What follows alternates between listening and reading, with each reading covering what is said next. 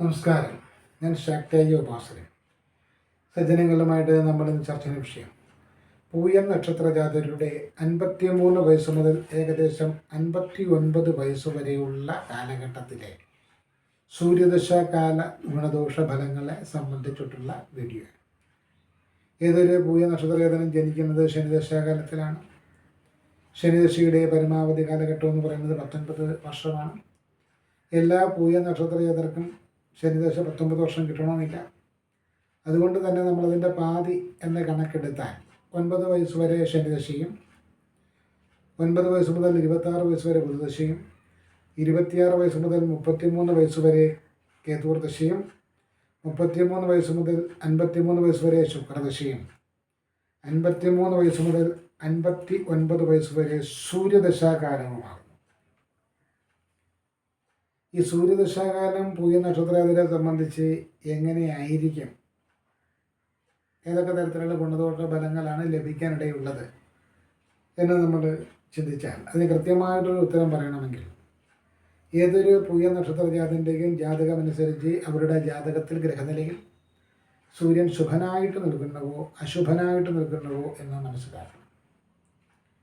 സൂര്യൻ ശുഭനായിട്ടാണ് നിൽക്കുന്നതെങ്കിൽ സൂര്യദശാകാലം എന്ന് പറയുന്നത് ഒരുവിധം നേട്ടങ്ങളൊക്കെ പൂയ നക്ഷത്രജാതകർക്ക് ഉണ്ടാക്കാൻ സാധിക്കുന്നതായിരിക്കും. ശുഭനായിട്ടുള്ള സൂര്യൻ്റെ ദശാകാലത്തിൽ സർക്കാർ സംബന്ധമായിട്ടുള്ള ഏതെങ്കിലും തരത്തിലുള്ള നേട്ടങ്ങൾ ഇവർക്കുണ്ടാകാനിടയുണ്ട്. സർക്കാർ വിഷയവുമായിട്ട് ബന്ധപ്പെട്ട് പിതാവുമായിട്ടുള്ള ബന്ധത്തിൽ ഉലച്ചിൽ സംഭവിക്കുകയോ, അല്ലെങ്കിൽ ജാതകത്തിൽ സൂര്യൻ വളരെ നീചനാണെങ്കിൽ പിതാവിന് നാശം സംഭവിക്കുകയോ പിതാവിന് രോഗദുരിതങ്ങൾ ഉണ്ടാവുകയൊക്കെ ചെയ്യാം. അതല്ല പിതാവുമായിട്ടുള്ള ബന്ധത്തിൽ ഏതെങ്കിലും സ്വത്ത് തർക്കങ്ങളൊക്കെ ഉണ്ടാകാനുള്ള സാധ്യതയുണ്ട്. സൂര്യൻ ശുഭനാണെങ്കിൽ, ജാതകപ്രകാരം സൂര്യൻ ശുഭനാണെങ്കിൽ ചർമ്മസംബന്ധമായിട്ടുള്ള രോഗങ്ങളോ ദന്തസംബന്ധമായിട്ടുള്ള രോഗങ്ങളോ ഉണ്ടായേക്കാം. വനപർവ്വത പ്രദേശങ്ങളിൽ യാത്ര നടത്താനിടയുണ്ട്. ഉല്ലാസയാത്രയോ തീർത്ഥാടനമോ ഒക്കെ നടത്താനായിട്ടുള്ള സാധ്യതയുണ്ട്. അധികാരസ്ഥാനത്തുള്ളവരുമായിട്ടുള്ളൊരു ചങ്ങാത്തം വരികയോ ഏതെങ്കിലും തരത്തിലുള്ള ഒരു അധികാര സ്ഥാനത്തിലേക്ക് എത്തിച്ചേരുവാനോ ഇടയുണ്ട്. സർക്കാരിൽ നിന്നോ അതല്ലെങ്കിൽ മറ്റേതെങ്കിലും മേഖലകളിൽ നിന്നോ കുറച്ചധികം ധനം ഈ കാലഘട്ടത്തിൽ വന്ന് കൈവശം വരുവാനുള്ള സാധ്യത ഉണ്ട്. വീട് മോടി പിടിപ്പിക്കുക, അല്ലെങ്കിൽ പുതിയ വീട് വാങ്ങിക്കുക, അല്ലെങ്കിൽ പുതിയ ഭൂമി വാങ്ങിക്കുക, പുതിയ വാഹനം വാങ്ങിക്കുക, ചെമ്പ് പാത്രങ്ങൾ വാങ്ങിക്കുക, ചെമ്പുമായിട്ട് ബന്ധപ്പെട്ടിട്ടുള്ള ഏതെങ്കിലും തരത്തിലുള്ള നിർമ്മാണ വസ്തുക്കൾ കൈവശപ്പെടുത്തുക, ഗോതമ്പ് ഭക്ഷണം കഴിക്കേണ്ടി വരിക, ഇങ്ങനെയൊക്കെ ഉള്ള ബലങ്ങളിലേക്ക് മാറാം. ഹൃദയ സംബന്ധമായിട്ടുള്ള രോഗത്തിന് ശമനം കിട്ടുക, നേത്ര സംബന്ധമായിട്ടുള്ള രോഗദുരിതങ്ങൾക്ക് ശമനം കിട്ടുക, അതുപോലെ തന്നെ സൽകീർത്തി വർദ്ധിക്കുക, പൊതുവെ മക്കളും ഭാര്യയും അല്ലെങ്കിൽ ഭർത്താവും മക്കളും ഒക്കെ ആയിട്ടൊരു സുഖകരമായിട്ടുള്ള ജീവിതം സൂര്യദശാകാലത്തിൽ പ്രതീക്ഷിക്കാം. ശുഭനായിട്ടുള്ള സൂര്യൻ്റെ ദശാകാലത്ത്. എന്നാൽ അശുഭസ്ഥിതനാണ് സൂര്യനെങ്കിൽ, ജാതകപ്രകാരം ഗുണവാനല്ല സൂര്യൻ, പ്രതികൂലമാണ് സൂര്യനെങ്കിൽ ഹൃദയ സംബന്ധമായിട്ടുള്ള രോഗദുരിതങ്ങൾ കരുതിയിരിക്കണം. നേത്ര സംബന്ധമായിട്ടുള്ള രോഗദുരിതങ്ങൾ കരുതിയിരിക്കണം. ചർമ്മ സംബന്ധമായിട്ടുള്ള രോഗദുരിതങ്ങൾ കരുതിയിരിക്കണം. അതായത് സൂര്യൻ ജാതകത്തിൽ ഗുണഫലദാതാവല്ല, പ്രതികൂലാവസ്ഥയിൽ നിൽക്കുന്ന സൂര്യനാണെങ്കിൽ പ്രധാനമായിട്ടും രോഗദുരിതങ്ങളിലേക്ക് തന്നെയാണ് വിരൽ ചൂണ്ടുന്നത്. പിതാവിന് നാശം, പിതാവുമായിട്ട് ഏതെങ്കിലും വിഷയത്തിൽ കലഹം, കേസ്, വഴക്ക്, സൽകീർത്തിക്ക് കോട്ടം വരുന്ന രീതിയിലുള്ള പ്രവർത്തനങ്ങൾ ചെയ്യേണ്ടി വരിക, അന്യരുമായിട്ട് ഏതെങ്കിലും തരത്തിലുള്ള കലഹങ്ങളും ബഹളങ്ങളും കേസ് വഴക്കുകളും ഉണ്ടാകുക, ദേശം വിട്ട് സഞ്ചരിക്കേണ്ടി വരിക, ഒരുപക്ഷെ സന്യാസിയുടെ ഒരു വേഷം ധരിച്ചുകൊണ്ട് തന്നെ സഞ്ചരിക്കേണ്ടി വരിക, അല്ലെങ്കിൽ ആധ്യാത്മിക പാതയിലൂടെ സഞ്ചരിക്കുന്നു എന്ന് തോന്നിപ്പിക്കുന്ന രീതിയിൽ സഞ്ചരിക്കേണ്ടി വരിക, ഒരു തരത്തിലും ഒരു സമാധാനവും സ്വസ്ഥതയും ഇല്ലാത്ത ജീവിതം, ഹൃദയ സംബന്ധമായിട്ടുള്ള രോഗദുരിതങ്ങൾ മുതൽ കടബാധ്യത, നിയമപരമായിട്ടുള്ള പ്രതിസന്ധികൾ, അധികാര സ്ഥാനത്തുള്ളവരുമായിട്ടുള്ള വിരോധം, ഏത് കാര്യത്തിൽ എവിടെ തൊട്ടാലും അവിടെ എല്ലാം പ്രശ്നം. ഇതാണ് സൂര്യൻ പിഴച്ചാലുള്ള ഒരു ബല സൂചന. ഇനി പൂയൻ നക്ഷത്രയാത്രയെ സംബന്ധിച്ച് എങ്ങനെയായിരിക്കും ഇവർക്ക്? പൂയൻ നക്ഷത്രയാത്രയെ സംബന്ധിച്ച് ചർമ്മസംബന്ധമായിട്ടുള്ള രോഗദുരിതങ്ങളെയോ ദന്തം ഹൃദയ സംബന്ധമായിട്ടുള്ള രോഗദുരിതങ്ങളെയോ കരുതിയിരിക്കണം. കുടുംബപരമായിട്ട് ലഭിക്കേണ്ടുന്ന ഓഹരി അധികാര വിഷയത്തിൽ ഒരു മെല്ലപ്പോക്ക്, ഒരു ശാന്തതയോടുകൂടിയുള്ളൊരു സമീപന ശൈലി സ്വീകരിക്കുന്നതായിരിക്കും നല്ലത്. കേസ് വഴക്കുകളുമായിട്ടൊക്കെ പോകുവാൻ വേണ്ടുന്ന പല ഉപദേശ നിർദ്ദേശങ്ങൾ ലഭിക്കുമെങ്കിലും സ്വന്തത്തിലും ബന്ധത്തിലുമൊക്കെ ഉള്ളവരുമായിട്ട് കഴിയുന്ന രമ്യതയിൽ കാര്യങ്ങൾ പറഞ്ഞു പരിഹരിക്കുവാൻ വേണ്ടുന്ന ഒരു വിവേക ബുദ്ധി പ്രദർശിപ്പിക്കുന്നതായിരിക്കും നല്ലത്. അപ്രതീക്ഷിതമായിട്ടുള്ള ശാരീരിക ബുദ്ധിമുട്ടുകൾ വരുമ്പോൾ ഓട്ടോമാറ്റിക്കലി ഒരു മരണഭയം ഈ കാലഘട്ടത്തിലുണ്ടാകും. സർക്കാർ മേഖലയിൽ നിന്നും കിട്ടേണ്ടുന്ന ഏതെങ്കിലും തരത്തിലുള്ള ആനുകൂല്യങ്ങൾ കിട്ടാനിടയുണ്ടെങ്കിലും പ്രബലന്മാരുമായിട്ട് വിരോധത്തിനിടയാകുന്ന സാഹചര്യങ്ങൾ ഒഴിവാക്കണം. അതുപോലെ തന്നെ അപകീർത്തിക്കിടയാകുന്ന കാര്യങ്ങളിലൂടെ സഞ്ചരിക്കാതിരിക്കുക, വിവാദങ്ങൾ ഉണ്ടാകുന്ന കാര്യങ്ങളിൽ വാ തുറക്കാതിരിക്കുക, അവനവൻ്റെ പരിമിതിയും അവനവൻ്റെ ബുദ്ധിമുട്ടും പ്രയാസങ്ങളും ഒക്കെ പരിഹരിക്കാൻ വേണ്ടിയിട്ടുള്ള പരിശ്രമങ്ങൾ നടത്തുക. അതല്ലാതെ മറ്റുള്ളവരുടെ വ്യക്തിപരമായ ജീവിതത്തിലേക്ക് ഇടിച്ചു കയറി അതിൻ്റെ അകത്ത് എന്തെങ്കിലും തരത്തിലുള്ള അഭിപ്രായം പറയുവാനും നിർദ്ദേശം കൊടുക്കുവാനോ അവരെ നേർവഴിക്ക് നടത്തുവാനോ ഒന്നും നമ്മൾ ശ്രമിക്കേണ്ട ആവശ്യം നമുക്കില്ല. ഇത് തിരിച്ചറിഞ്ഞുകൊണ്ട് പോവുക. വ്യക്തിത്വ പ്രതിസന്ധി ഉണ്ടാക്കുന്ന തരത്തിലേക്ക് നമ്മളൊരു കാര്യം ചെയ്യരുത്.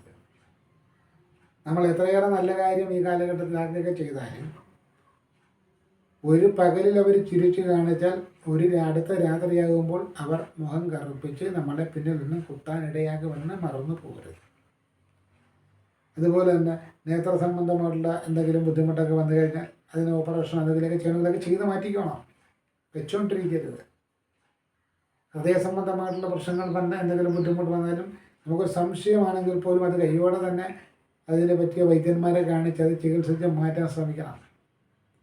അതുപോലെ ആനക്കൊമ്പ്, പുലിനഖം ഇതുപോലുള്ള വസ്തുക്കളൊന്നും വീട്ടിൽ സൂക്ഷിക്കണ്ട, കൈവശം വരാനിടയുണ്ട്. അതൊന്നും സൂക്ഷിച്ച് വെറുതെ നിയമപരമായിട്ടുള്ള പ്രതിസന്ധികളിലേക്ക് അകപ്പെടാൻ നിൽക്കരുത്. ചെമ്പുപാത്രങ്ങളിൽ തയ്യാറാക്കിയ ഭക്ഷണം കഴിക്കേണ്ടി വന്നേക്കാം. ചില രോഗപരിഹാര നിർദ്ദേശത്തിൻ്റെ ഭാഗമായിട്ട് ഗോതമ്പ് ഭക്ഷണത്തിൽ ഉൾപ്പെടുത്തേണ്ടി വന്നേക്കാം. ഇതെല്ലാം ഇതിനോടനുബന്ധിച്ച് വരുന്നതാണ്. താമരയുള്ള പ്രദേശങ്ങൾ, താമര വളരുന്ന പ്രദേശങ്ങളുമായിട്ട് സഹവസിക്കേണ്ടി വന്നേക്കാം. അതുപോലുള്ള ജലങ്ങളിൽ കയ്യോ കാലോ എങ്കിലും കഴുകേണ്ടി വന്നേക്കാം. അതൊക്കെ നല്ലതാണ്, അതൊന്നും ദോഷമല്ല. ഇപ്പോൾ സൂര്യദശാകാലം എന്ന് പറയുന്നത്, പ്രത്യേകിച്ച് പൂയ നക്ഷത്രത്തെ സംബന്ധിച്ചുള്ള സൂര്യദശാകാലം എന്ന് പറയുന്നത് കുറച്ചധികം ഗുണബലങ്ങളും നേട്ടങ്ങളും ഇവരെ തേടി വരാനിടയുണ്ടെങ്കിലും ജാഗ്രത പാലിക്കേണ്ടുന്ന വിഷയങ്ങൾ വിവിധങ്ങളായിട്ടുണ്ടെന്ന് സാരം. അതിലേറ്റവും പ്രാധാന്യം അർഹിക്കുന്നത് ആരോഗ്യകാര്യം. ആരോഗ്യകാര്യത്തിൽ ഒരു തരത്തിലുള്ള വിട്ടുവീഴ്ചകളും ചെയ്യാൻ പറ്റിയ ഒരു കാലഘട്ടമേ അല്ല.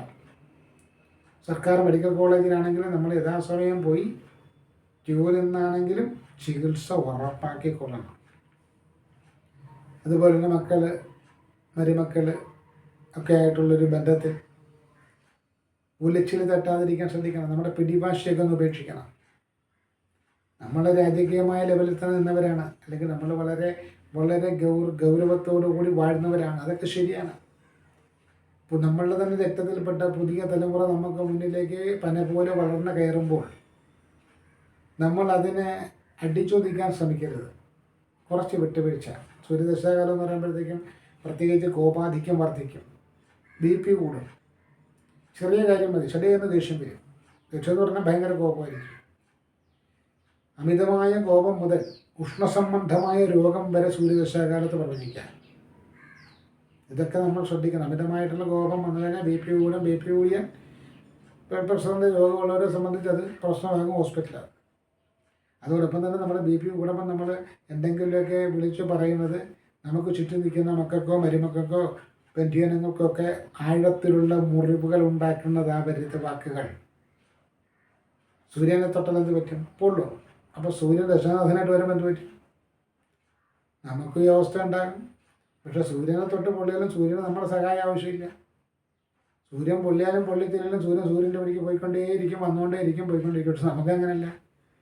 നമ്മുടെ ബന്ധുജനങ്ങളെയോ മക്കളെയോ കുഞ്ഞുമക്കളെയോ ഒക്കെ പൊള്ളിച്ചാൽ നാളെ നമുക്ക് എന്തെങ്കിലും ഒരു വീഴ്ച വന്നാൽ അവരാണ് നമ്മളെ താങ്ങേണ്ടത്. ആ ഒരു ബോധം സൂര്യദശാകാലത്തിൽ ഏതൊരു പുതിയ നക്ഷത്രജാതനും ഉണ്ടാക്കിയെടുക്കുന്നത് നല്ലതാണ്. ക്ഷമയോടുകൂടെ പ്രവർത്തിക്കാൻ ശീലിക്കുക. സൂര്യദശാകാലത്ത് എടുത്തിയാട്ടം പാടില്ല. ആരെങ്കിലും എന്തെങ്കിലും പറഞ്ഞു എന്ന് കേട്ട ഉടനെ തന്നെ അതിൽ കാളെ പറ്റൂ എന്ന് കേട്ട ഉടനെ തന്നെ കയറെടുത്തുകൊണ്ട് പായുന്ന BP കൂട്ടുന്ന ഒരു പണിക്കും പോകാതിരിക്കുക. അതുപോലെ തന്നെ അവനവന് പറ്റുന്ന പണികൾ ചെയ്യുക. അവനവന് പറ്റാത്തത് മക്കളോടോ മരുമക്കളോടോ വീട്ടുകാരോടോ ഉള്ള ഒരു മത്സര ബുദ്ധിയോടുകൂടെ അവരെ വെല്ലുവിളിച്ചുകൊണ്ട് നിങ്ങളില്ലേലും പ്രശ്നമില്ല ഞാനിപ്പോൾ കാണിച്ചു തരാം എന്ന് പറഞ്ഞുകൊണ്ട് ഏതെങ്കിലും ഏണിയിലൊക്കെ വലിഞ്ഞു കയറിയാൽ, ടെറസിൻ്റെ മുകളിലൊക്കെ വലിഞ്ഞു കയറിയാൽ, അല്ലെങ്കിൽ നമ്മളെ കൊണ്ട് നമ്മുടെ പ്രായത്തിന് ഒക്കാത്ത തരത്തിലുള്ള കാര്യങ്ങൾ നമ്മൾ നടത്തിക്കൊണ്ട് പോയാൽ ചിലപ്പോൾ തിരിച്ചടി ഉണ്ടാകും. പല്ലുകൾ കൊഴിഞ്ഞു പോകും, എല്ലുകളുടെ എണ്ണം വർദ്ധിക്കും. അപ്പം അതിനൊന്നും പോവാതെ സൂര്യദശാകാലം അനുകൂലമാണെങ്കിലും പ്രതികൂലമാണെങ്കിലും ഉഷ്ണസംബന്ധമായിട്ടുള്ള രോഗങ്ങളെ കരുതിയിരിക്കണം എന്ന് പറയുന്നത് പോലെ തന്നെ കോപത്തെ നിയന്ത്രിക്കണം. കോപം വളരെ പ്രശ്നങ്ങൾ സൂര്യദശാകാലത്ത് പലർക്കും ഉണ്ടാക്കുന്നതായിട്ട് കാണുന്നുണ്ട്. അതിനെ സംബന്ധിച്ചായിരിക്കണം നമുക്ക് ഏറ്റവും കൂടുതൽ ജാഗ്രത വേണ്ടത്. നമുക്ക് ശരീരം ദേഷ്യം പിടിപ്പിക്കുന്ന പല സന്ദർഭങ്ങളും ഉണ്ടാകും. നമ്മളിപ്പോൾ നമ്മുടെ വീട്ടിൽ തന്നെ ഉണ്ടാകും, നമ്മളൊരു സർക്കാർ ഓഫീസിൽ കാര്യം സാധിക്കാൻ തന്നെ അവിടെ ഉണ്ടാകും, നമ്മുടെ കൂട്ടുകാരുടെ ഇടയിൽ വെച്ച് അതുണ്ടാകും. വേറൊന്നും വേണ്ട, നമ്മൾ നടന്നു പോകുന്ന വഴിക്ക് തന്നെ ഒരാൾ നമ്മൾ യാദൃച്ഛികമായിട്ടുള്ള തട്ടുക മുട്ടുക ചെയ്താൽ അതിനെ സംബന്ധിച്ചിട്ടുള്ള നമ്മളുടെ ബിഹേവും മറുപടിയും തന്നെ ഒരു കലഹത്തിലേക്ക് നയിക്കാനിടയുള്ളൊരു സാഹചര്യമാണ്, കോപാധിക്യം. അപ്പം അവിടെയൊക്കെ നമ്മൾ ശ്രദ്ധിച്ച് ജാഗ്രതയോടെ മുന്നോട്ട് പോവുകയാണെങ്കിൽ സൂര്യദശാകാലം എന്ന് പറയുന്ന ഒരു 6 വർഷം വലിയ പ്രതിസന്ധിയും പ്രശ്നങ്ങളും ഒന്നും ഉണ്ടാകാതെ 53 വയസ്സ് മുതൽ 59 വയസ്സ് വരെയുള്ള കാലഘട്ടം കുറച്ച് നന്നായിട്ട് തന്നെ കൊണ്ടുപോകാൻ സാധിക്കും എന്നുള്ളതാണ് ഇതിലൂടെ പറയാനുള്ളത്. സൂര്യൻ പിഴച്ചാൽ എന്താണ് ജ്യോതിഷപരമായിട്ട് പറയാവുന്ന ദോഷപരിഹാരം? സൂര്യൻ പിഴച്ചാൽ രുദ്രഭജനമാണ്. ശിവനെ തന്നെയാണ് ഭജിക്കേണ്ടത്. ഞായറാഴ്ച ദിവസത്തിന് പ്രാധാന്യം കൊടുക്കുക, കടും ചുവപ്പ് നിറത്തിലുള്ള വസ്ത്രത്തിന് പ്രാധാന്യം കൊടുക്കുക, രക്തചന്ദനം തിലകമായി ധരിക്കുക, രുദ്രക്ഷേത്രത്തിൽ സൂര്യക്ഷേത്രത്തിലോ അല്ലെങ്കിൽ ശിവക്ഷേത്രത്തിലോ ദർശനം നടത്തുക. ശിവക്ഷേത്രത്തിലാണെങ്കിൽ രുദ്രസൂക്തം കൊണ്ടുള്ള പുഷ്പാഞ്ജലി, ശിവങ്കൽ ധാര, കൂവളമാല സമർപ്പണം, കൂവളത്തിൻ്റെ ഇലയാൽ അർച്ചന എന്നിവ നടത്തുന്നത് നല്ലതാണ്. ഇതുകൂടാതെ സൂര്യദശാകാലമാണെങ്കിൽ എല്ലാ ദിവസവും കുളിച്ച് ഈറനോടുകൂടെ പ്രഭാതത്തിൽ സൂര്യനമസ്കാരം ചെയ്യുന്നതും സൂര്യദോഷ പരിഹാരമായിട്ട് ജ്യോതിഷം വിധിക്കുന്നു. രുദ്രൻ ശിവൻ്റെ തന്നെ രുദ്രൻ എന്ന് പറയുന്ന മൂർത്തിയാണ് സൂര്യ ദശാകാലത്തിന് ശമനമായിട്ട് നിർദ്ദേശിക്കുന്നത്. രുദ്രൻ എന്ന് പറയുമ്പം നെറ്റിക്കണ്ണ തുറന്നു നിൽക്കുന്നവൻ എന്നർത്ഥം. അപ്പം ശിവപ്രീതിയിലൂടെ സൂര്യദോഷ പരിഹാരം ചെയ്യാൻ സാധിക്കും. അതുപോലെ തന്നെ ഗോതമ്പ് ദാനം ചെയ്യുന്നത് നല്ലതാണെന്ന് പറയുന്നു. കുഷ്ഠരോഗം ബാധിച്ച് അവയവഭംഗം വന്നിരിക്കുന്ന ഒരു കഴിവില്ലാത്ത ആളുകൾക്ക് അന്നമോ വസ്ത്രമോ പ്രത്യേകിച്ച് ഗോതമ്പ് കൊണ്ടുണ്ടാക്കിയ ചപ്പാത്തി പോലുള്ള വിഭവങ്ങളൊക്കെ ഞായറാഴ്ച ദിവസങ്ങളിൽ ദാനം ചെയ്യുന്നതും ചുവന്ന നിറത്തിലുള്ള വസ്ത്രം ദാനം ചെയ്യുന്നതും സൂര്യദോഷ പരിഹാരമായിട്ട് ജ്യോതിഷം പറയുന്നുണ്ട്. രക്തചന്ദനം അരച്ചുള്ള തിലകമാണ് സൂര്യദോഷത്തിന് പരിഹാരമായിട്ട് ജ്യോതിഷത്തിൽ അഭിപ്രായപ്പെടുന്നു. അപ്പോൾ പൂയ നക്ഷത്രജാതരുടെ സൂര്യദശാകാലത്തെക്കുറിച്ചുള്ള ചുരുങ്ങിയ വിവരണം ഇവിടെ കഴിഞ്ഞു. പിന്നെ ഇനി സൂര്യദശാകാലത്തെക്കുറിച്ച് കൂടുതൽ അറിയണമെങ്കിൽ സൂര്യദശാകാലം എന്ന് പറഞ്ഞാൽ മാത്രം നമ്മുടെ വീഡിയോ ഉണ്ട്, അതെടുത്ത് നോക്കിയാൽ അറിയാം. ഇനിയും പൂയ നക്ഷത്രജാതരുടെ മറ്റ് ദശാകാലങ്ങളെക്കുറിച്ചുള്ള വീഡിയോയുമായിട്ട് നമുക്ക് അധികം താമസിയാതെ കാണാം. നന്ദി, നമസ്കാരം.